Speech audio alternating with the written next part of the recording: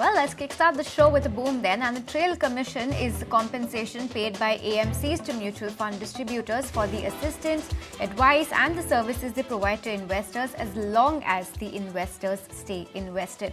Now, the Association of Mutual Funds in India, which is AMFI, said that the distributors are permitted to receive trial commissions from asset management companies for asset transfers to them. Apart from this remuneration, it reiterated that mutual funds should refrain from providing any other form of monetary or non-monetary incentive to their distributors for achieving sales targets like foreign trips, gadgets, etc. Now, these commissions must purely be in monetary form and should be disclosed on the AMC website. Now, to discuss more about the impact of this regulation and what it means for the different players involved, we are now being joined by Sanjay Shah, who is the CMD at Prudent Corporate Advisory Services. And Mr. Shah, thanks so much for taking the time out and joining us today. Help us understand AMFI's new circular on the switched AUM trail commissions. Will we see more competition in the distributor space? What's going to be the impact on the commissions expected? I think let me first of all tell you it was a very long-standing demand of all the mutual fund distributors, because actually if you look at from the investor perspective, investor always has a right to choose his advisor stroke distributor, and there could be many reasons for he is looking for a change. It could be, let's say, advisor's competency is an issue, or let's say advisor has been out of the profession, or investor himself has changed the location, or there is a break in the relationship. Now, till date, the issue was that if customer moves his assets from one distributor to another distributor, even the new distributor will service the customer, he will not get any remuneration. So I think with this new circular, that entire issue has been now settled. And what AMFI did is that they also tried and capture the what you call the check and balances also. So they said that if there is a broker core change initiated by the investor and he's comfortable moving from his assets from one advisor to another advisor, then for the first 6 months of service he's getting from the new distributor, no remuneration or the trail would be given to the new distributor. However, from 7th month onwards, he'll start getting compensation. So I think it's a very good move. Previously, what used to happen that new advisor used to tell customer to change the broker core by way of redemptions and buying. So probably now investor would be in a very better position. Coming to your question about the impact of this on the trail or the remuneration which overall investors are getting, so try and understand that there is no change as far as your TR or expense ratio is concerned, because otherwise also the AMC used to pay trail to an old advisor. Now when the assets will move to new advisor will get the trail which is lower of two, the rate of old advisor or his advisor, whichever is lower would be given to him. So I don't think there is any change as far as cost structure is concerned. Coming to your question about the unleashing of competition, we believe it's a very, very good move. I'll just give an example. Today, if you look at in the industry, there are a large number of very qualified people who has been working with a very high quality wealth outfit or the bank as a relationship managers for many years. Now once you are working in this industry for a couple of years, you create very good bandwidth with a lot of customers, and you might have that entrepreneurial spirit of starting your own business. I think this is opening the window for them, because if they're comfortable with few customers who has a very significant AUM, they can definitely decide to start their own business with the help of those customers. Only thing is they have to manage their first 6 months liquidity, because they'll start earning only after 6 months. So all in all, good move. It will create the good competition. I think it will keep the existing advisor always on the toes to remain innovative and continuously take care of investors' interest. Well, point taken, but you did speak about how the competition is going to be upped now. So talk to us about the impact of this regulation on smaller players, right? So will the smaller players and individual distributors face more problems now that competition is going to go up? More market share gains expected for larger players like yours. So how is this going to work for both of these differently sized advisors? Overall, I feel the smaller guy may not have huge competition, because smaller guys are very, very comfortably having the relationship with the investors for long. However, if they are not able to upgrade themselves on the product innovation or providing the large product basket, if you are not able to adopt the technology or there are some advisor deficiency, then definitely they are at the threat. So probably I believe if you are capable enough to take care of customers' requirement, you should not be worried. I believe maximum threat is into a larger wealth outfit where a very quality old RM or the bank RM might start the business by leaving the organization.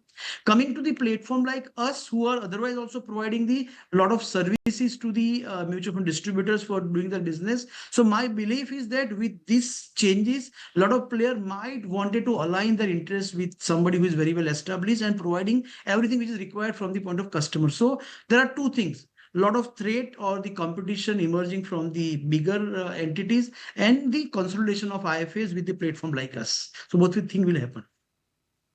All right, and we did speak about the regulator side, the advisory side. Let's talk about investors also, right? Because after this regulation, what's going to happen to investors? What are the benefits that are expected from this move for the individual investor and for the industry also? You did speak about some competition, but tell us how this is going to impact the investor in a good way.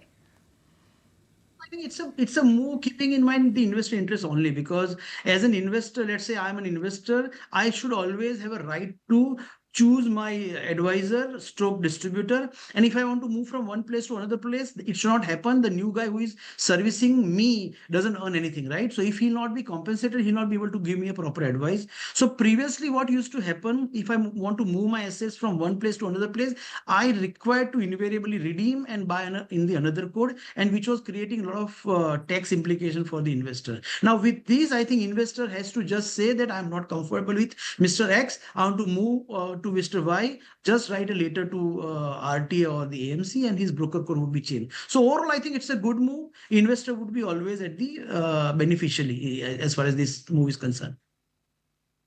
Right, and let's talk about some recent regulations that we've also been seeing from AMFI. And AMFI has actions to restrict flows in the small cap funds. This is something that has been buzzing in the market recently. Markets have also been reacting to this rather negatively and adversely, if I may say so. So, have the flows come down in a small cap or a mid cap funds? Anything that you're spotting? Any cause of concern over here that you're spotting as of now?